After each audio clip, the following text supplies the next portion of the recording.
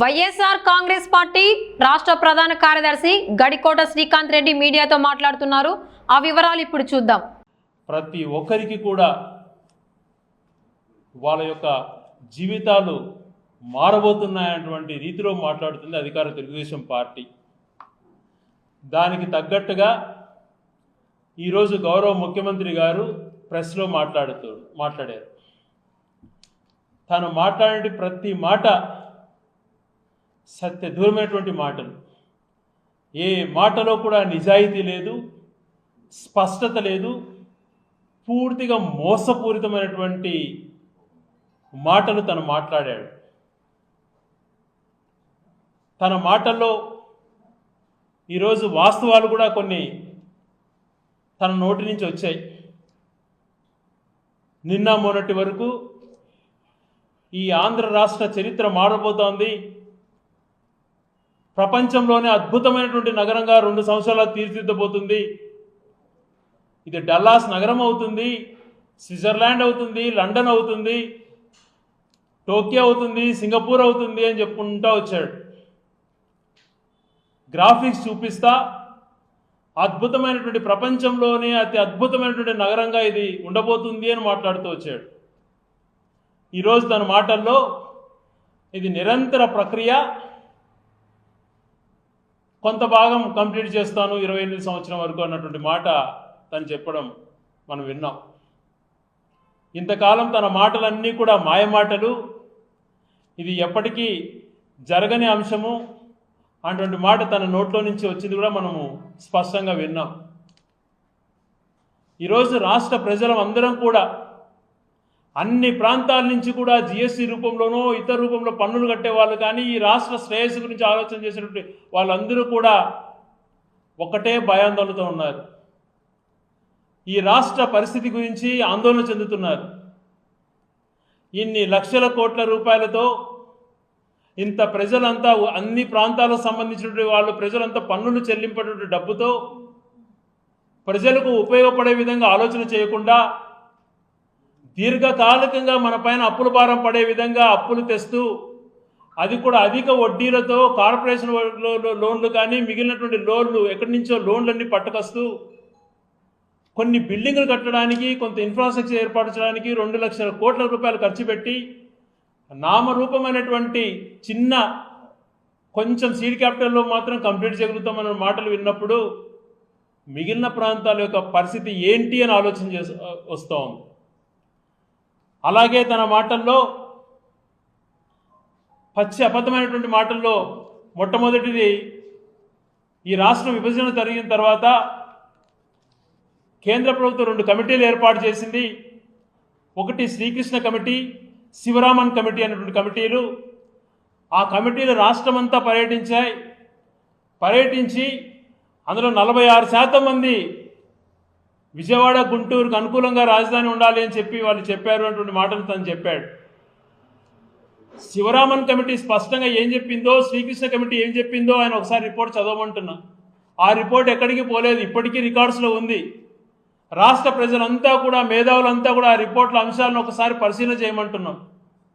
ఆ కమిటీ ఇచ్చినటువంటి సూచనలను పక్కన తోసి ఆ కమిటీ ఏదైతే రాష్ట్ర శ్రేయస్సు కోసం ఆలోచన చేసి చెప్పిందో ఏ ఒక్కటి పాటించకుండా తన ఇష్టారీతిన అవినీతికి తెరలేపి ఇన్సైడర్ ట్రేడింగ్ అనేటువంటి దానికి రూపకల్పన చేస్తూ అక్కడ వస్తుంది ఇక్కడ వస్తుంది రాజధాని అని చెప్తూ 100 ఎకరాలు బినామీలతో కొన్ని రాజధాని అనౌన్స్ చేసుకొని దాంతో రియల్ ఎస్టేట్ వ్యాపారం చేసుకుంటూ ఈరోజు కమిటీ సిఫార్సు చేసింది అన్నమాట మాట్లాడడం ఎంతవరకు నిజమో ఒకసారి నన్ను సూటిగా చెప్పమంటున్నా. 46% మంది ఆ కమిటీకి ఆమోద ముద్ర వేశారంట. ఆ కమిటీకి సంబంధించి ప్రజల అభిప్రాయాలు ఎక్కడ సేకరించారా? ఎంతమంది దగ్గర మీరు సేకరించారు? మరి 54% వ్యతిరేకించారన్న మాట కూడా నువ్వు నేను ఎందుకు చెప్పలేకున్నావు? అక్కడ ఏ ప్రాంతం గురించి కూడా ఎవరు వ్యతిరేకంగా ఉండరు.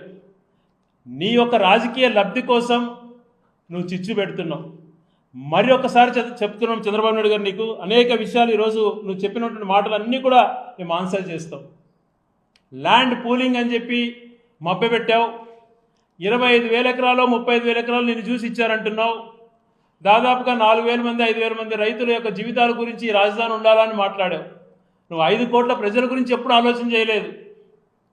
అక్కడ ఉన్నటువంటి రియల్ ఎస్టేట్ కోసమో అక్కడ బినామీలుగా మీరు కొన్నటువంటి ల్యాండ్స్ కోసమో మీరు ఆలోచన చేశారు. ఈ రాష్ట్ర శ్రేయస్సు గురించి మేము నోరు ఇప్పకూడదు అనుకున్నాం. మంచి జరగాలి, నువ్వు ఎటువంటి వాడివైనా కూడా పర్వాలేదు, నీ ఆలోచన దుర్మార్గంగా ఉంటాయని తెలిసినా రాష్ట్ర శ్రేయస్సు రీత్యా ఏ రోజు కూడా మేము కాంట్రవర్సీ చేయాలని ఏ రోజు అనుకోలేదు. ఇదే 2014లో అసెంబ్లీలో నువ్వు రాజధాని ప్రకటించే సమయంలోనే నేనే వైఎస్ఆర్సీపీ శాసనసభ్యుడిగా ఆ రోజే చెప్పాను. ఈరోజు నువ్వు చెప్తున్న మాటలు, ప్రతి పట్టణానికి ఎయిర్పోర్ట్, ప్రతి జిల్లాకి ఎయిర్పోర్ట్, ప్రతి జిల్లాకు టెక్స్టైల్ పార్కులు అన్నీ ఇచ్చావు మాకు పేపర్లు, నీలో చిత్తశుద్ధి ఉండదు, నువ్వు ఎక్కువగా కూడా చెప్పేదానికే ప్రాధాన్యత ఇస్తావని చెప్పి ఆ రోజే చెప్పాను. ఈరోజు 12 సంవత్సరాల తర్వాత కూడా అదే అవుతుంది. మళ్ళా 10 సంవత్సరాల క్రితం 2016లో కూడా నేను అసెంబ్లీ రికార్డ్స్లో మీరు చెక్ చేసుకోండి, ఇదే విషయాలు రిపీట్ చేశాను. ఈరోజు రాయలసీమ ప్రాంతం వెనుకబడినటువంటి ప్రాంతము. ఒక తండ్రికి 3 బిడ్డలుంటే ఆ 3 బిడ్డల్లో ఒకరు అవిటితనంతో జన్మించిన వ్యక్తి ఏ రకంగా స్పెషల్ కేర్ ఉండాలనో ఈ రాయలసీమ ప్రాంతం కూడా ఒక అవిటితనంతో పుట్టినటువంటి ప్రాంతంగా నువ్వు భావించు. ఈ ప్రాంతానికి నీ సపోర్ట్ అవసరము. ఒక తండ్రి స్థానంలో నువ్వు ఉన్నావు. స్పెషల్ కేర్ తీసుకో. ఈ ప్రాంతాన్ని అభివృద్ధి చేసే విషయంలో మంచి నిర్ణయాలు తీసుకో. ఇక్కడ ప్రాజెక్ట్స్ కానీ నగరాల అభివృద్ధికి సంబంధించినటువంటి కానీ ఈ ప్రాంతానికి సంబంధించినటువంటి ఏదైతే గౌరవ రాజశేఖర రెడ్డి గారు ఆలోచనలు చేశారో అవన్నీ కొనసాగించు. ఈ ప్రాంతానికి ప్రత్యేక ప్రాధాన్యతను ఇవ్వాలి అని చెప్పి ఆ రోజు కూడా చెప్పాను. ప్రజాస్వామ్యమే.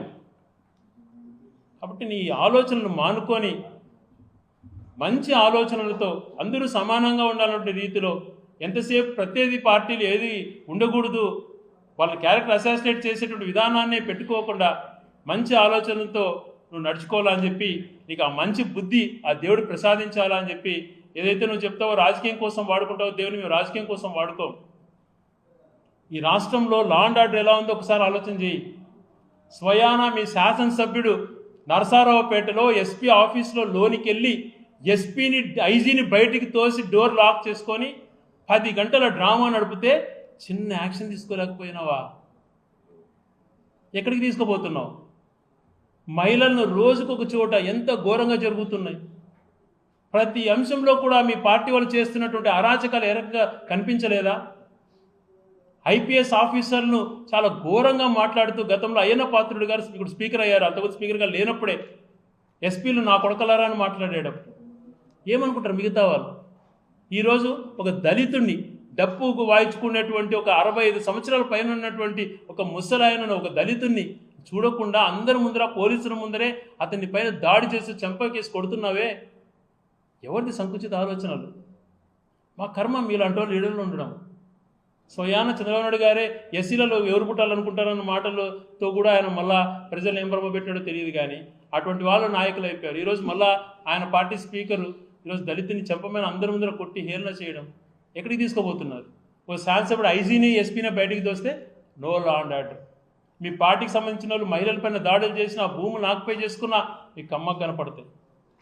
వైసీపీ వాళ్ళు ఏమి చేయకపోయినా వాళ్ళపైన నిందలు వేస్తూ తప్పుడు కేసులు బనాయిస్తూ ఈ రకంగా తీసుకుపోతున్నారు. లా అండ్ ఆర్డర్ లేదు. పోనీ రాష్ట్రానికి మేలు జరిగేటువంటి ఆలోచనలు ఏమైనా ఉంటే అది లేదు. వైఎస్ఆర్ కాంగ్రెస్ పార్టీ 5 సంవత్సరాలు అప్పుల పాలు చేసిందన్నావు.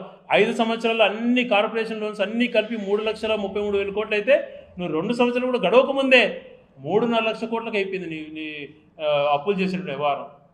దానిపైన ప్రశ్నిస్తే ఆన్సర్ లేదు. ఏదైనా ఒక టాపిక్ పైన మేము గట్టిగా అడిగితే డైవర్ట్ చేయడానికి అనేక రంగాల్లో తీసుకెళ్ళిపోతాం. విద్యార్థుల పరిస్థితి ఘోరంగా ఉంది. ఆరోగ్యశ్రీ 1వ తేదీ నుంచి నిలిపేశారు.